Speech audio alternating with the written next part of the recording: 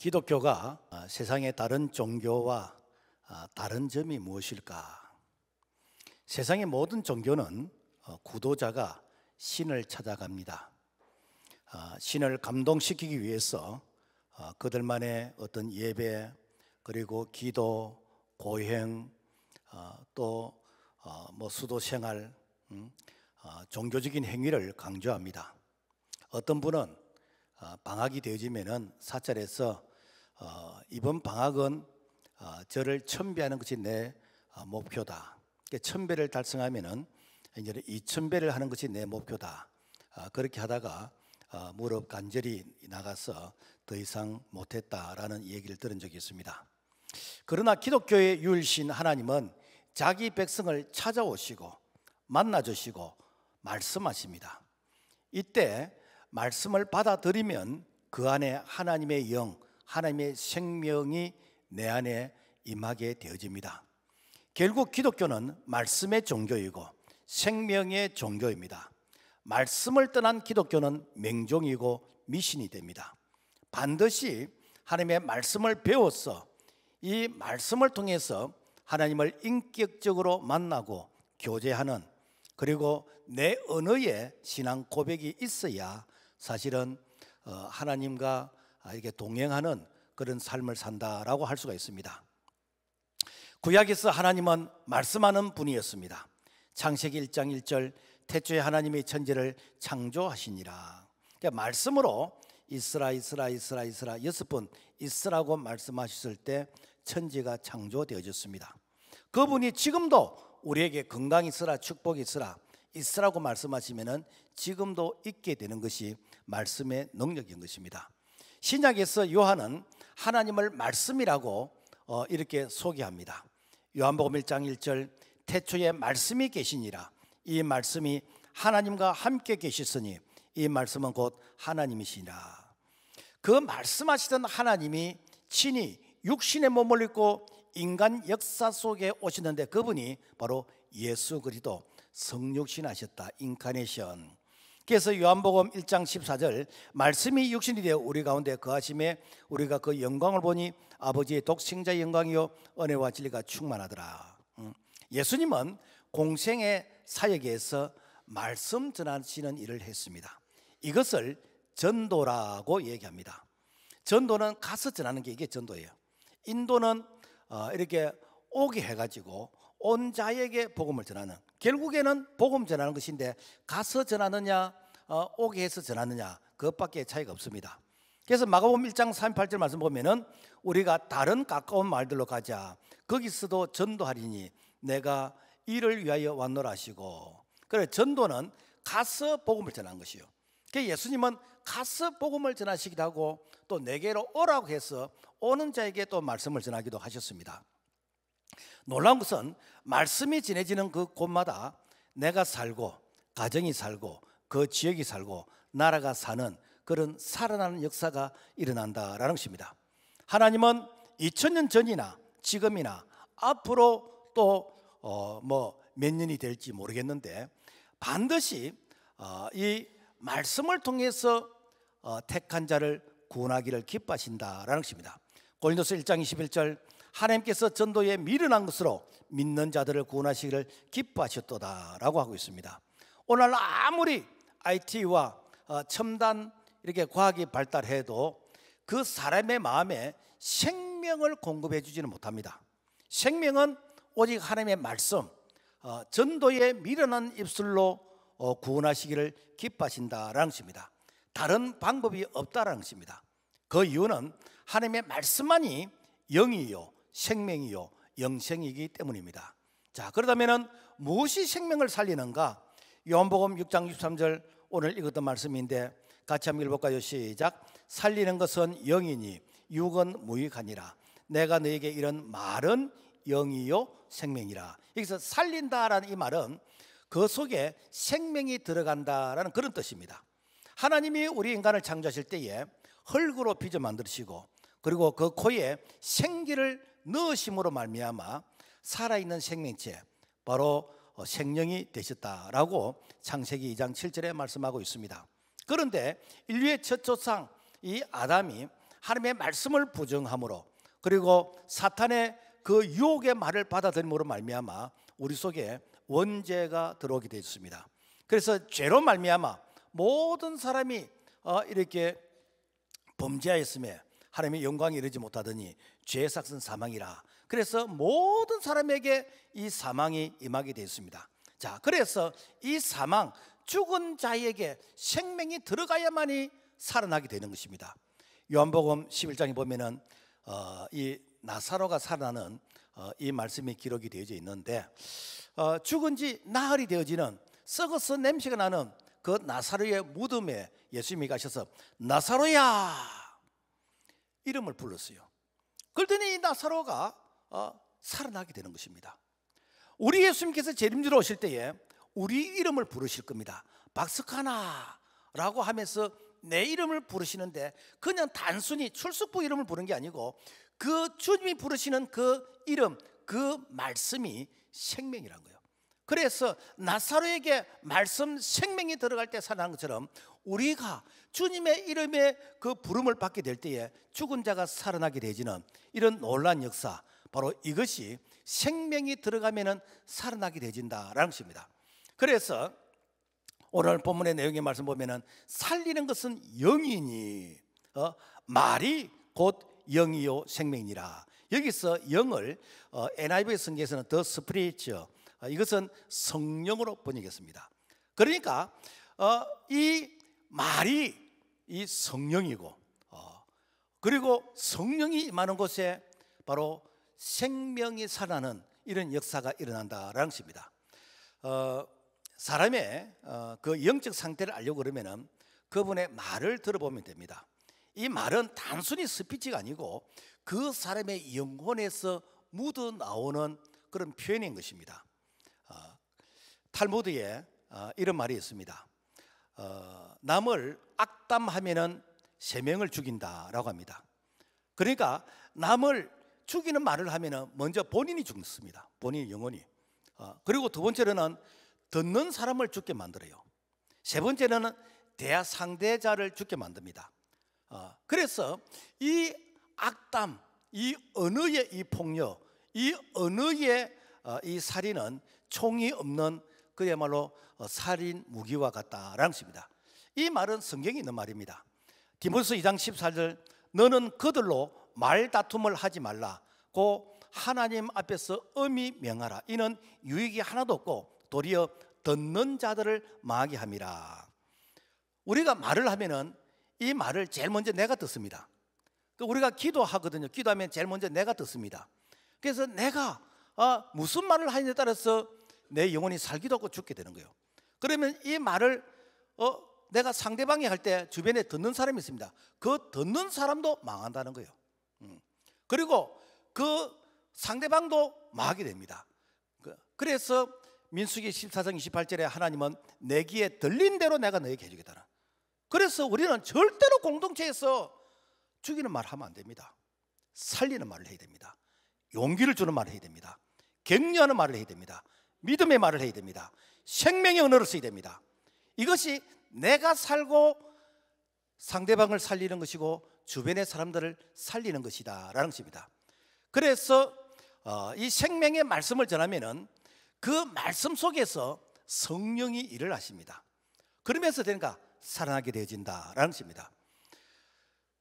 우리가 이게 전도를 하거나 우리가 복음을 전할 때 사실은 그 사람은 자연인이요. 그 자연인 속에 말씀이 들어갑니다. 말씀이 뭐라 그랬죠? 생명이라고 그랬잖아요. 그래서 말씀이 들어가면은 이 하나님의 영 성령께서 그 말씀을 통해서 그 사람을 살리는 것입니다. 이게 무엇인가? 물과 성령으로 거듭나는 그 영적 거듭남의 비밀이다라는 것입니다. 예수님이 이 땅에 오신 목적은 우리에게 생명을 주시기 위해서 오셨습니다. 요한복음 6장 51절, 나는 하늘에서 내려온 살아있는 떡이니 사람이 이 떡을 먹으면 영생하리라. 내가 줄 떡은 곧 세상에 생명을 위한 내 살이니라 하시니라.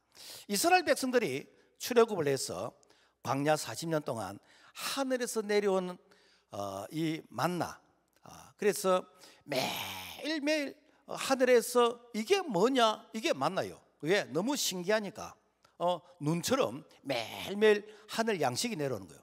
그런데 이스라엘 백성들이 그 양식 먹고 다 죽었습니다. 그런데 예수님께서 내가 진짜 하늘에서 내려오는 생명의 떡이다. 너희들 광야에서 그 만나를 먹었지, 만나를 먹어도 죽었지. 그런데 진짜 내가 하늘에서 내려오는 생명의 떡인데 나를 먹는 자는 영원히 죽지 않고 영생을 한다. 그러면 예수님을 먹는다는 게 무엇인가? 이것은 그분의 말씀이 생명의 떡이요, 그분의 말씀을 먹는 것이요, 그분의 말씀을 받아들이면은 내 속에 생명이 있게 되는 것이고, 내 속에 예수 생명이 있는 자들은 영생하게 되지는, 영원히 살게 되지는 그런 은혜가 주어진 줄로 믿습니다. 그 다음에 하나님의 말씀이 능력이란 거예요. 천지 창조를 말씀으로 했습니다. 이게 뭐 창조냐 진화냐 뭐 이런 거 가지고 논쟁을 하는데 우리는 이게 창조를 우리는 믿습니다. 왜냐하면은 태초에 하나님이 천지를 창조하시니라. 하나님이 각기 종류별로 창조하셨어요. 이스라 6번 이스라고 말씀하실 때에 천지가 창조되었습니다. 지금도 그분께서 나에게 네 건강이 있으라, 네 축복이 있으라, 네게 평강이 있으라, 주님이 지금도 말씀하시면은 우리에게 그 말씀은 유효한 줄로 믿습니다. 뿐만 아니라 예수님 탄생도 말씀입니다. 천사가 마리아에게 말을 합니다. 누가복음 1장 37절 대저 하나님의 모든 말씀은 능하지 못하심이 없느니라. 이 말 들었던 이 마리아가 이렇게 반응을 합니다. 누가복음 1장 38절 마리아가 이르되 주여 여종이오니 말씀대로 내게 이루어지다 하며, 이때부터 이제는 복중에 성령으로 이 생명이 잉태가 됩니다. 이 사실을 성경은 이렇게 기록하고 있습니다. 누가복음 1장 45절 주께서 하신 말씀이 반드시 이루어지리라고 믿은 그 여자에게 복이 있도다. 그러니까 이 말씀은 우리가 이해하고 믿는 것이 아니에요.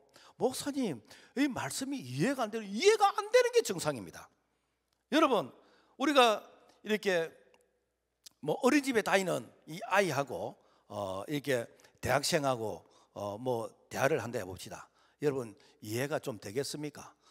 뭐 어린이집에 다니는 아이가 막 세우니까 뭐 져주는 것처럼 하겠지요. 하물며 무한대이신 IQ의 창조주 하나님, 그분의 하나님하고 유한한 피조물 오늘 우리하고 여러분 대화가 이해가 되겠습니까? 믿으라고 했습니다. 믿으면은 믿음대로 되는 줄로 믿습니다. 그리고 치유와 기적도 말씀인 것입니다. 성경에 보면 수르보니게라는 이런 여인이 있습니다.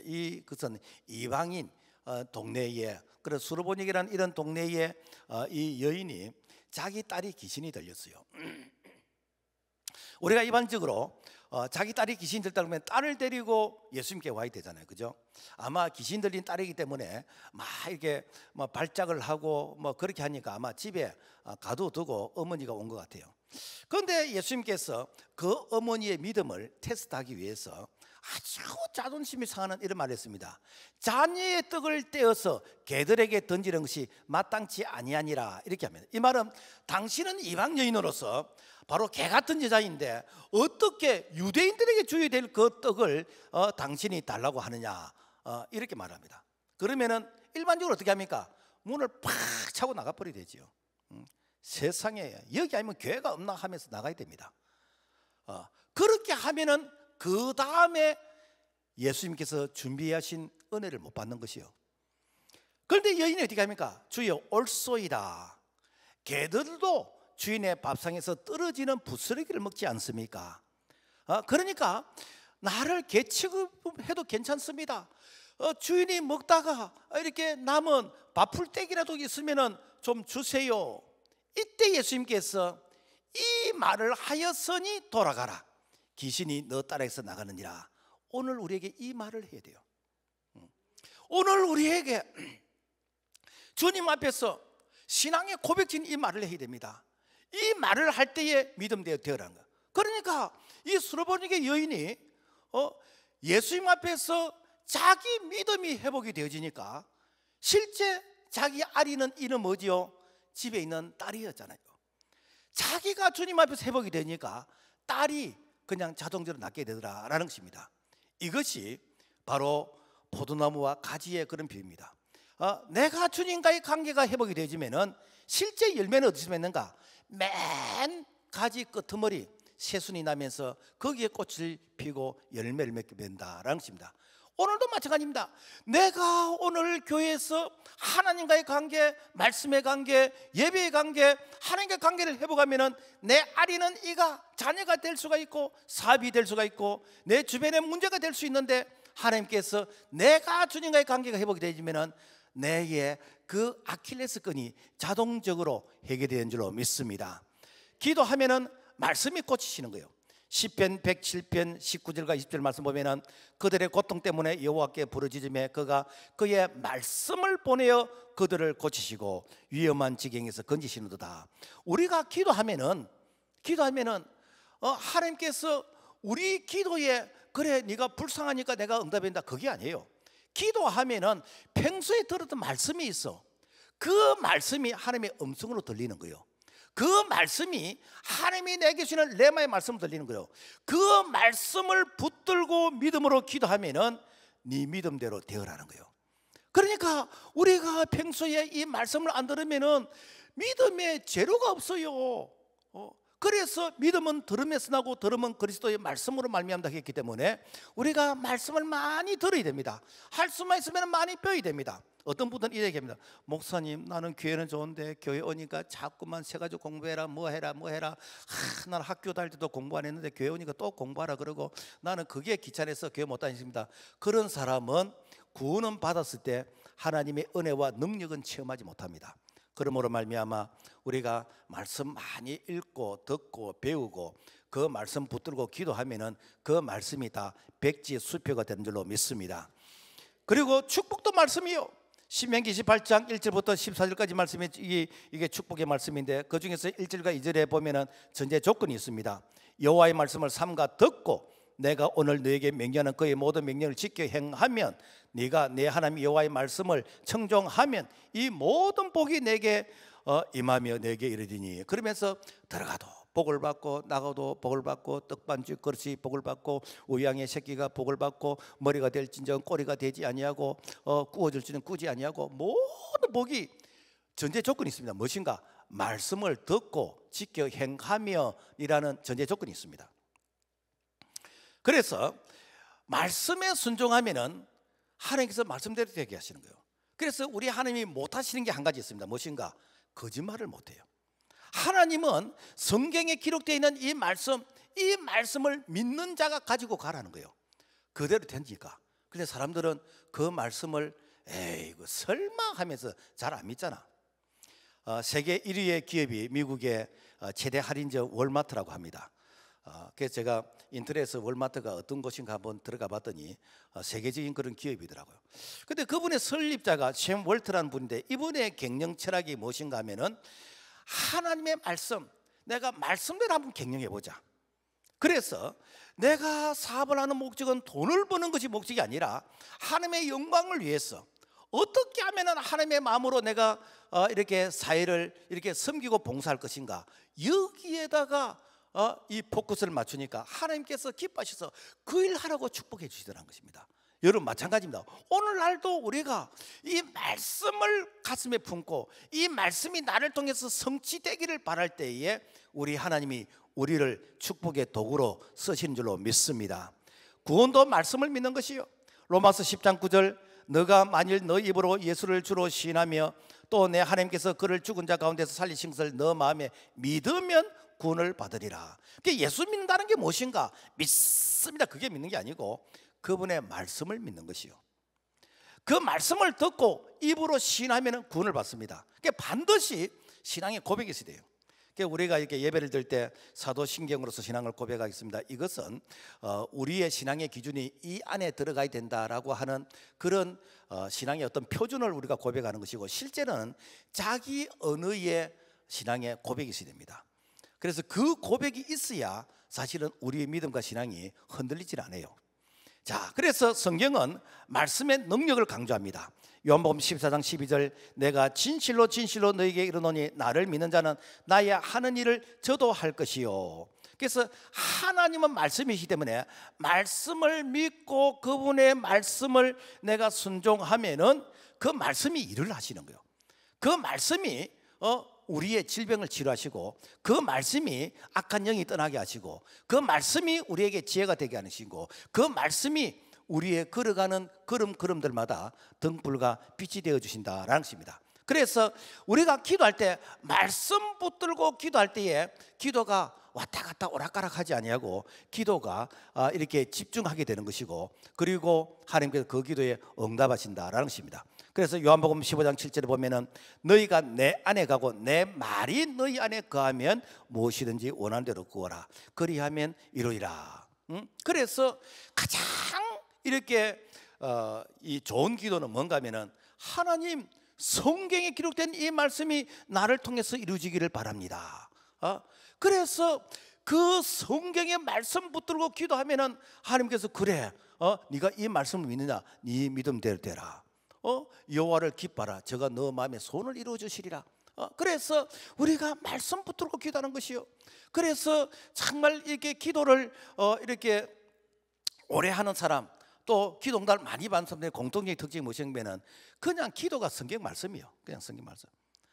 기도가 하나님의 그냥 말씀이요. 그 말씀이 나를 통해서 성취되어지는 그런 은혜를 경험할 수 있기를 주님의 이름으로 축복합니다. 하나님은 교회에 말씀하시는 것이요. 요한계시록 2장 7절 말씀 보면은 귀 있는 자는 성령이 교회되게 하시는 말씀을 들을지어다. 뭐 귀 없는 사람 누가 있습니까? 그죠? 그런데 들리는 귀가 있다는 거예요. 영의 귀, 영의 눈. 그래서 하나님의 이 말씀이 안 들리는 사람이 있습니다. 우리가 뭐 소기에 갱링다 그러잖아요. 그죠? 왜 안 들리지요? 하나님의 말씀은 영적인 말씀이기 때문에 육의 이런 생각으로는 이 말씀이 이게 믿어지지 않고 깨달아지지 않습니다. 그래서 반드시 하나님의 말씀은 거듭난 자, 본 어게인, 그래서 중생한 자, 그런 자에게 나타나는 현상이 무엇인가? 말씀이 들리기 시작합니다. 와, 목사님 말씀이 전에는 안 들리는데 이제 들리대요. 목사님 말씀이 마른 스폰지처럼 그냥 샥샥 빨아들이는, 이게 뭔가? 이게 은혜 받는 증거 아닙니까? 그런데 은혜 못 받는 사람의 특징은 마치 시멘트 벽을 향해서 공을 차면은 막 공이 막 탁탁 튕겨 나옵니다. 그러니까 앉아 있어도 은혜 하나도 못 받는 거예요. 그런데 은혜를 받으면은 그야말로 참 이렇게 이슬비가 내리도 그 스폰지가 다 흡수하기 때문에 그야말로 스폰지를 짜면은 물이 흐르들 정도로 오늘 우리에게 이런 은혜를 늘 경험할 수 있기를 주님의 이름으로 축복합니다. 왜 말씀이 어렵게 되는가? 요한복음 6장 60절 말씀 보면은 제자 중 여럿이 듣고 말하되 이 말씀이 어렵도다 누가 들을 수 있느냐? 왜 말씀이 어렵게 들리지요? 영의 세계를 모르기 때문입니다. 일반적인 사람들은 이 땅의 물질의 세계, 눈에 보이는 이 세계가 전부라고 생각합니다. 그래서 보이는 것을 이게 집착하게 되집니다. 여러분, 솔직히 우리가 볼 수 있는 게 얼마나 됩니까? 우리가 공기를 봅니까? 바람을 봅니까? 우리가 소리를 봅니까? 우리가 영의 세계를 보게 되집니까? 사실은 여러분요, 우리는 가까운 것도 못 보고 멀리 있는 것도 못 보고 큰 소리도 못 듣고 작은 소리도 못 듣고 우리가 볼 수 있는 건 지극히 한계입니다. 그럼에도 불구하고 사람들은 볼 수 있는 시각적인 거, 이게 전부라고 생각합니다. 이런 사람들은 영적 세계, 천국을 이해하지 못합니다. 그러니까 사도 바울은 이런 자들을 향해서 이렇게 고백을 합니다. 로마서 8장 5절과 6절의 말씀 보면은 육신을 따른 자는 육신의 일을, 영을 따른 자는 영의 일을 생각하나니 육신의 생각은 사망이요 영의 생각은 생명과 평안이니라. 그러니까 육신에 속한 사람은 하나님을 알지도 못하고 하나님을 기쁘시게 할 수도 없고, 그러니까 이런 사람은 이사야가 예언하기를 너희가 듣기는 들어도 깨닫지 못하는 것이요 보기는 보아도 알지 못하리라. 무엇인가?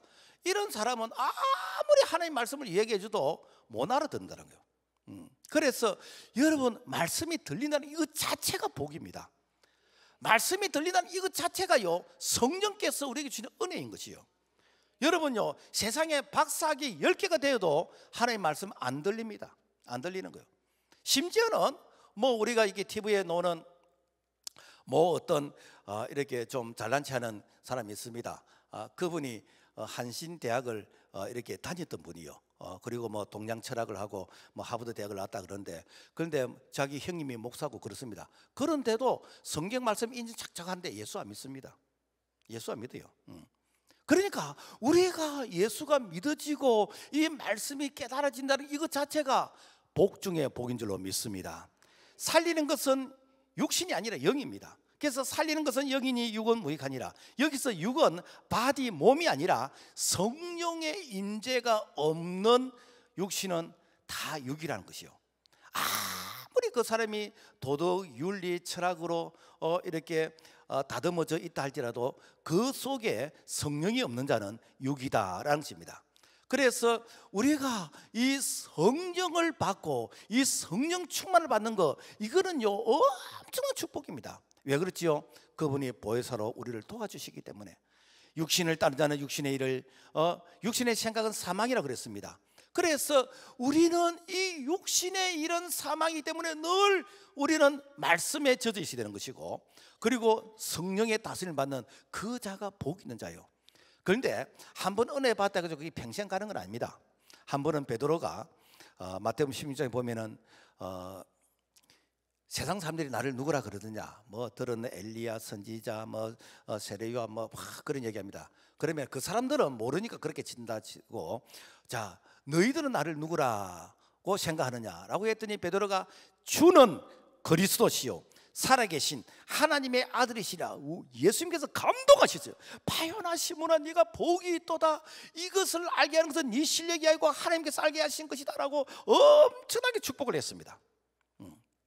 그런데 잠시 후에 예수님께서 비로소 이제부터 내가 너희에게 이제는 십자가의 죽음과 부활에 대해서 이제는 얘기해야 되겠다. 그러면서 앞으로 내가 십자가에 달려 죽을 것이고 주님 삶에 부활할 것이니까, 그러니까 베드로가 주님 절대로 그런 일이 있으면 안 됩니다. 주님 그런 일이 주님에게 있으면 안 됩니다. 우리가 예수님을 따르는 목적이 뭐였습니까? 우리가 예수님을 따르는 것은 예수님께서 유대의 왕이 되신다든지 지금 말하면 대통령이 되신다든지 그렇게 하면 우리가 한 자리 하기를 원하고 우리가 보상받기를 원하고, 예수님을 따라다닐 때 우리가 공짜가 어디 있습니까? 뭔가 우리 기대하고 있는데, 그런데 예수님이 죽으신다는 게 그게 말씀이나 됩니까? 이때 예수님께서 사탄아 내 뒤로 물러가라. 너는 나를 넘어지게 하는 자로다. 너가 하나님의 일을 생각하지 아니고 도리어 사람의 일을 생각하는도다. 무슨 얘기인가? 여러분요, 사람의 일을 생각하면은 소위 말해서 예수님을 통해서 그야말로 내가 뭔가 반사 이익을 얻고 싶은 그런 예수로 생각하면은 내가 사탄의 도구, 사탄에게 이용당한다. 그래서 우리는 이렇게 신앙생활 잘하다가도 가끔 이 마귀의 심부름할 때가 있습니다. 그 심부름이 무엇이지요? 사람의 일, 사람의 생각을 이렇게 나타낼 때 바로 마귀의 심부름을 하게 되는 것이고 마귀의 흉내를 낸다라는 것입니다. 왜 말씀이 귀에 안 들리지요? 예수님을 믿지 않기 때문입니다. 요한복음 6장 64절 너희 중에 믿지 않는 자들이 있느니라 하시니 이는 예수께서 믿지 아니하는 자들이 누구며 자기를 팔 자가 누구인지 처음부터 아심이라.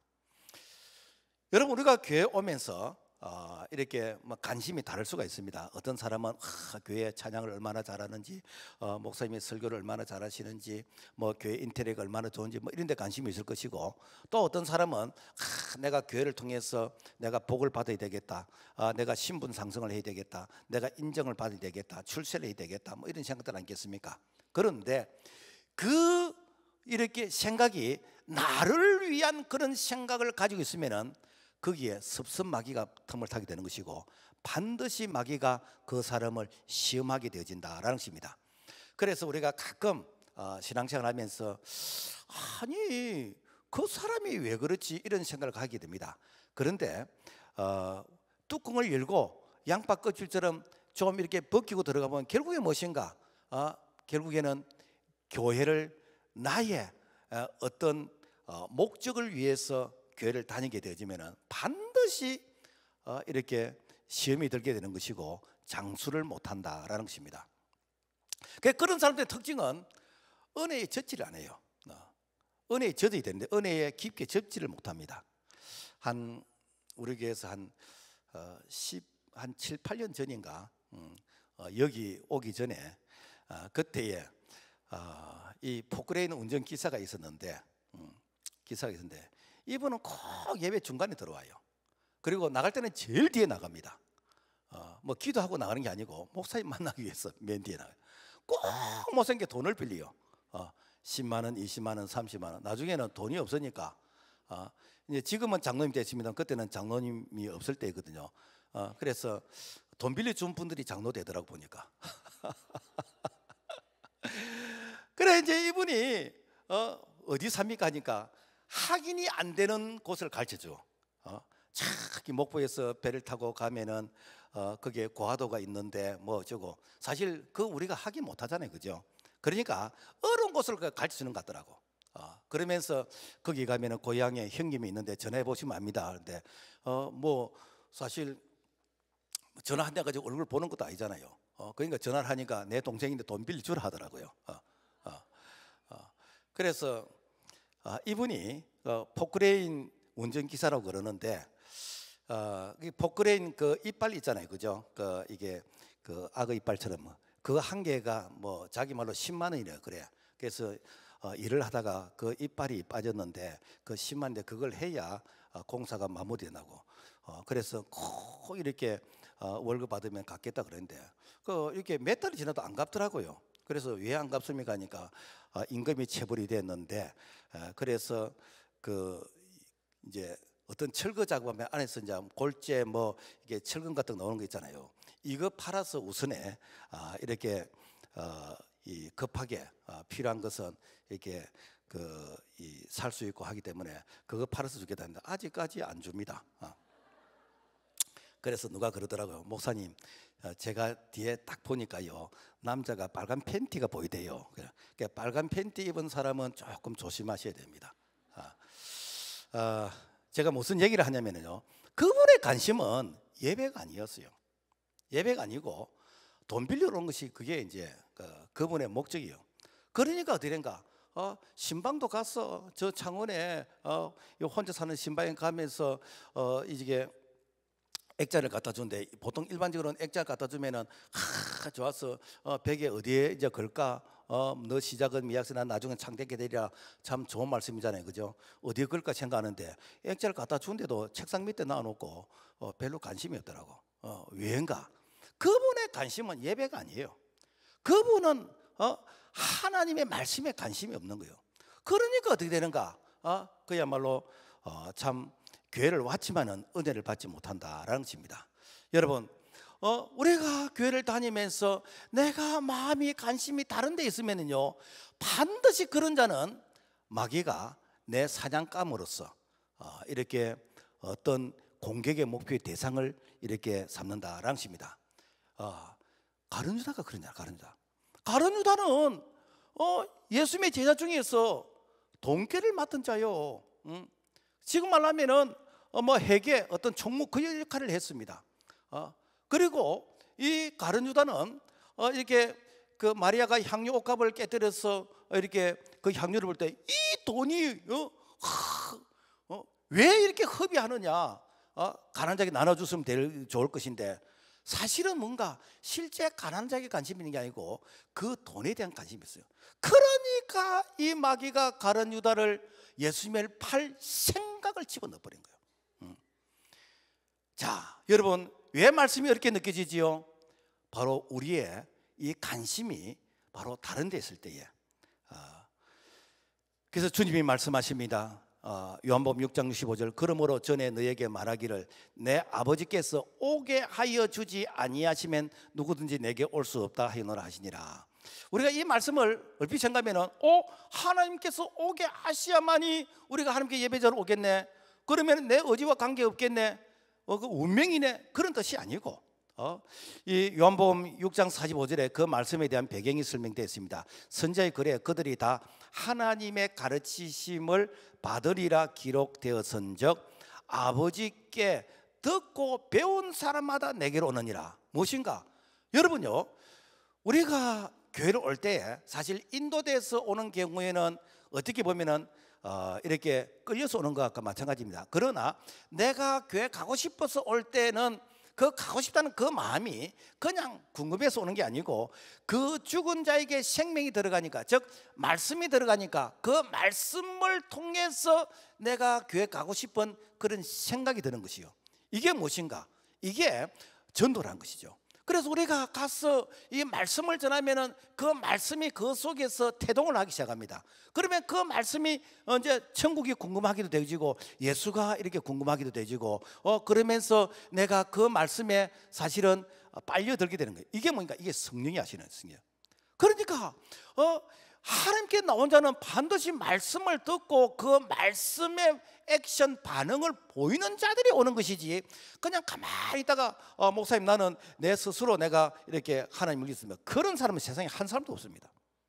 그러므로 우리가 말씀의 능력을 체험하기 위해서는 반드시 우리가 말씀을 듣고 또 그 말씀을 들을 수 있도록 우리가 전하고, 그래서 그 말씀을 들은 자만이 하나님께 나오게 된 줄로 믿습니다. 자, 우리가 주님을 떠날 수 없는 이유가 무엇일까? 요한복음 6장 66절과 67절 말씀 보면은 그때부터 그의 제자 중에서 많은 사람이 떠나가고 다시 그와 함께 다니지 아니하더라. 예수께서 12 제자에게 이르시되 너희도 가려느냐. 그래서 예수님께서 말씀 전에 이 말씀은 어렵다. 왜? 그들이 바라는 어떤 떡이나 어떤 출세나 어떤 그들이 필요한 것을 전하는 게 아니고, 예수님께서 십자가 달려 죽으시고 주님 삶을 부활하실 것이고 이런 말 하니까 이거는 내하고 상관이 없다. 그래서 사람들이 무슨 말인지 난 못 알아듣겠다. 그래서 떠나가는 것이요. 그때 예수님께서 너희들도 가려고 하느냐라고 물어봅니다. 이때에 베드로가 이런 말을 합니다.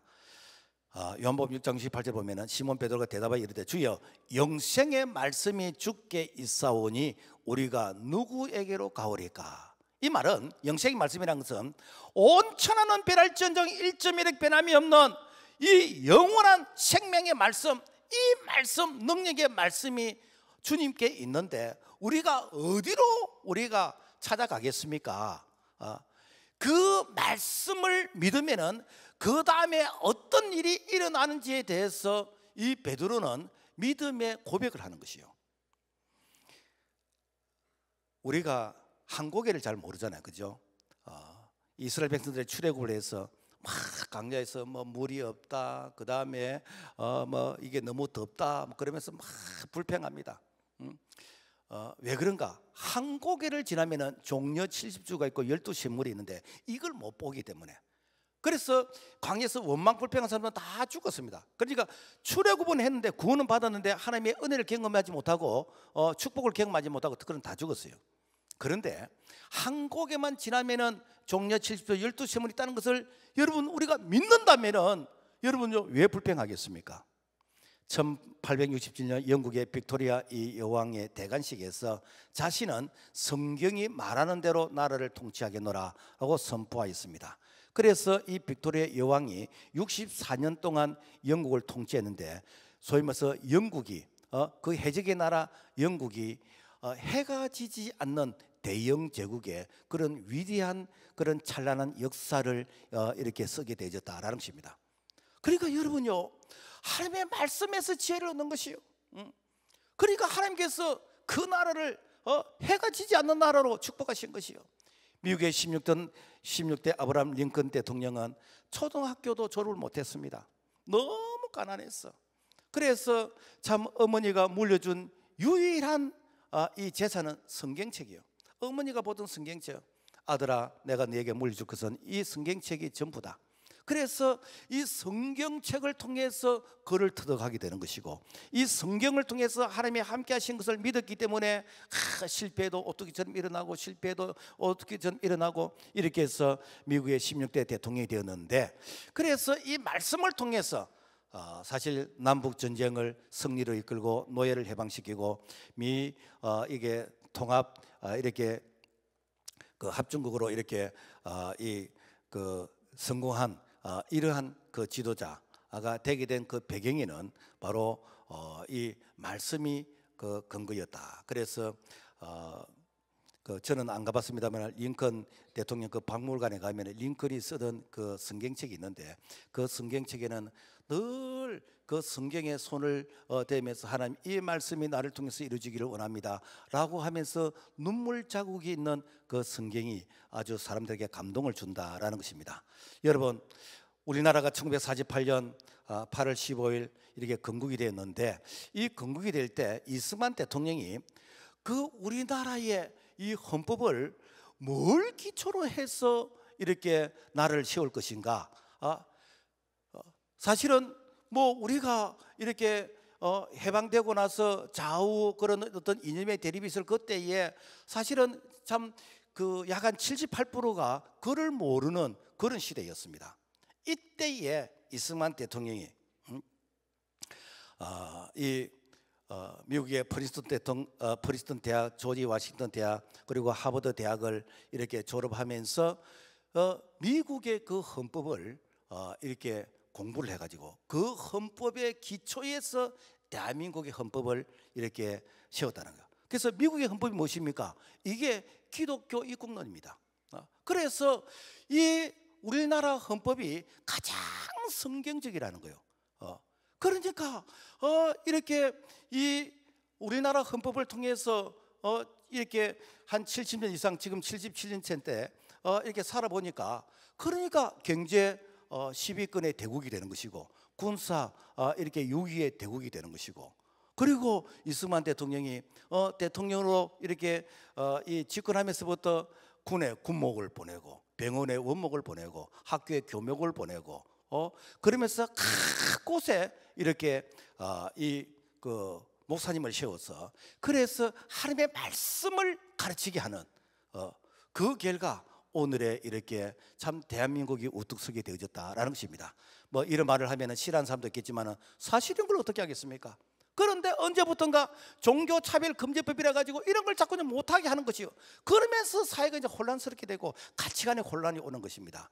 아직도 하나님의 말씀, 이 말씀을 개인적으로 그리고 우리가 이렇게 국가적으로 이 말씀을 지키면은 분명한 것은 하나님께서 그 나라, 그 민족을 세계 속에 부강한 나라로 축복하신 줄로 믿습니다.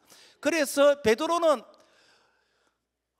그 다음에 무엇이 일어날 것인지에 대해서 그 축복의 사실을 알았기 때문에 영생의 말씀에 계신데 우리가 어디로 가겠습니까? 이렇게 고백한 거예요. 오늘날도 마찬가지입니다. 왜 우리가 주님을 떠납니까? 현재 눈에 보이는 이것이 전부라고 생각해요. 앞으로 현재 눈에 보이는 이것이 계속 진행될 거라고 생각하는 거예요. 그러니까 현재 눈에 보이는 것이 무엇입니까? 내가 힘들고 어렵고 꼭 예수를 이렇게 믿어야 되느냐, 꼭 이렇게 살아야 되느냐, 내가 언제까지 이렇게 살아야 되지, 이런 생각이 안 듭니까? 그리고 또 이렇게 꼭 교회를 가야 되느냐, 뭐 한 번씩 좀 내가 이렇게 산보도 가고 내가 계모임도 가고 관광도 가고 뭐 내가 이렇게 직장에서도 1차 2차 3차 좀 올리고 뭐 이렇게 해야 되지, 뭐 이런 유혹이 왜 없겠습니까? 이것이 바로 우리가 이 땅에 있는 것에 대한 그 애착, 이게 집착을 가지는 그런 생각이요. 그런데 그 십자가 다음에 부활이 있다라는 사실을 믿게 되어지면요, 우리의 생활을 절제하게 되집니다. 가룟유다는 그 다음에 뭐가 있는지를 몰랐어.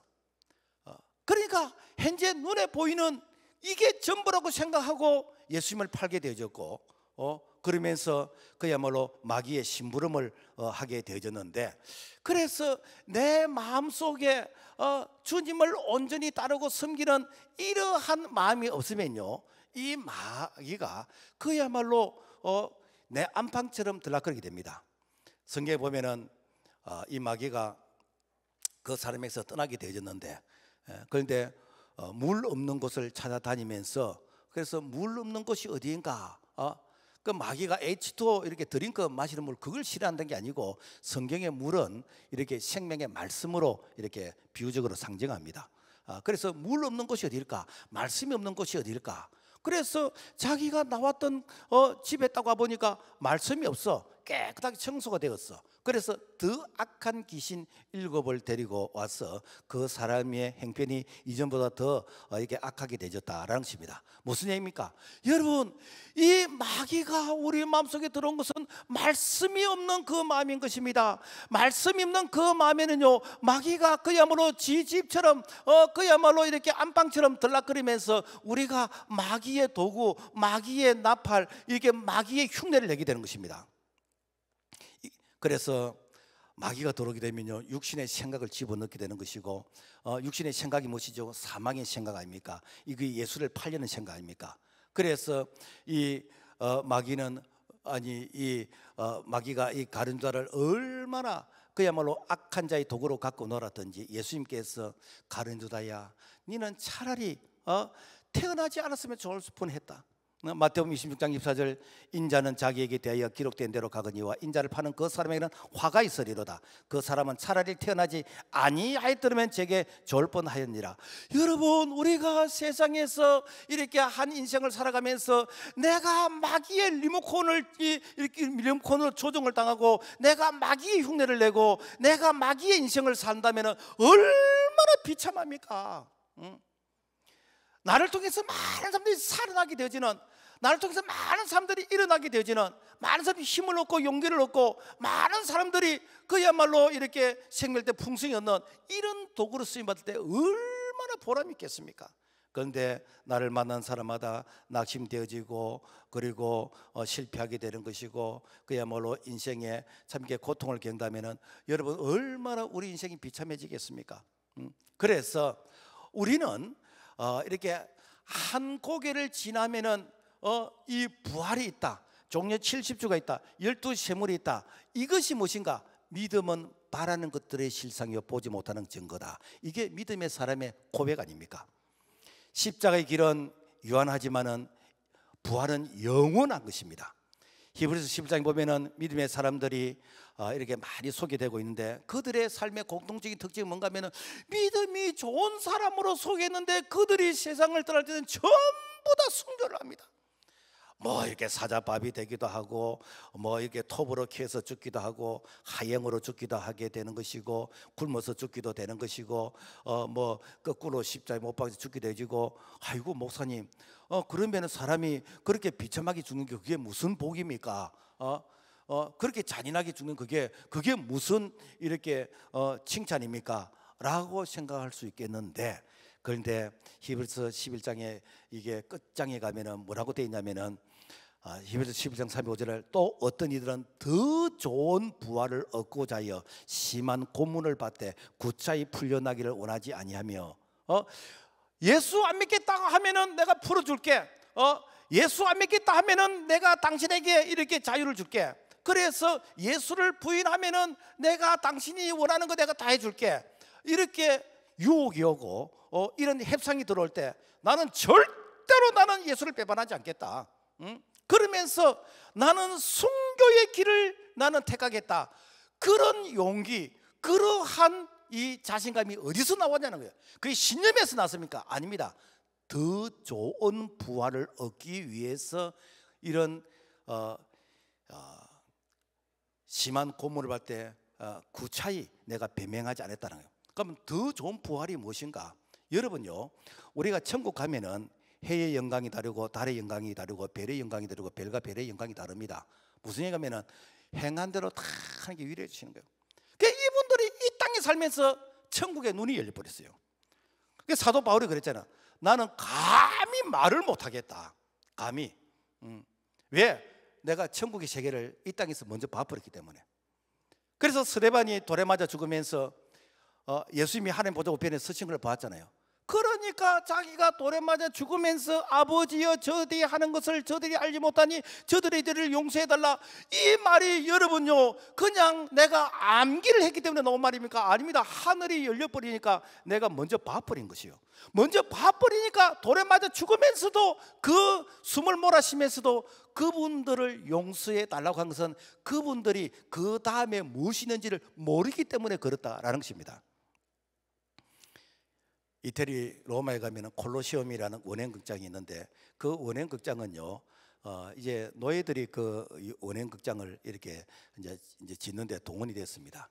그런데 그 원행극장이요, 참 기독교를 박해하는데 엄청나게 잔인한 데 쓰임 받았습니다.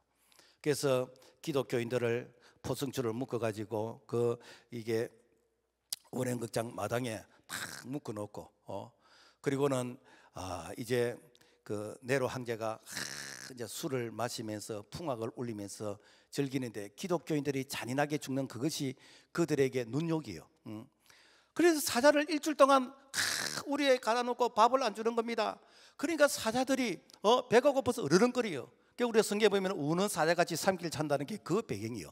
그러니까 사자들이 배가 고파서 으르렁 으르렁 하는데 우리 문을 팍 열어주면 손살같이 달려가면서 그 포승줄에 묶이는 기독교인들을 갈기 찢어서 뜯어먹으려 하는데, 그때 아기가 엄마 무서워 하니까 엄마가 아기에게 아가야 조금만 참아라, 우리가 천국에서 하나님의 위로를 받을 것이다.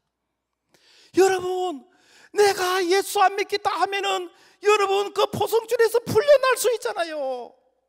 그런데 그들이 거기를 택한 것은 무엇인가? 더 좋은 부활을 얻기 위해서. 초대교회 성도들은 얼음이 없게 해달라고 기도한 것이 아닙니다. 이 얼음을 극복할 수 있도록 그럼에도 불구하고 이런 가운데서 내가 담대하게 복음을 전할 수 있도록 기도의 수준이 달라진 것이요. 더 좋은 부활이 있다는 것을 우리가 믿고 더 좋은 부활이 있다는 것을 우리가 확신하게 되지면요, 우리의 신앙이 여러분 참 이렇게 참 부끄럽지 않습니다. 말씀을 맺겠습니다. 전도는 내 때문에 상대방이 복받는 것입니다. 믿음이 어릴 때는 내가 교회 나가주는 것 같고 내가 이렇게 예배 드려주는 것 같지만은, 그러나 내게 믿음이 들어가게 되는 것이고 내 신앙이 성숙하게 되지면은 가장 고마운 것이 무엇인가? 나를 전도해서 예수 믿게 해준 분, 이것이 최대의 선물이라는 것입니다.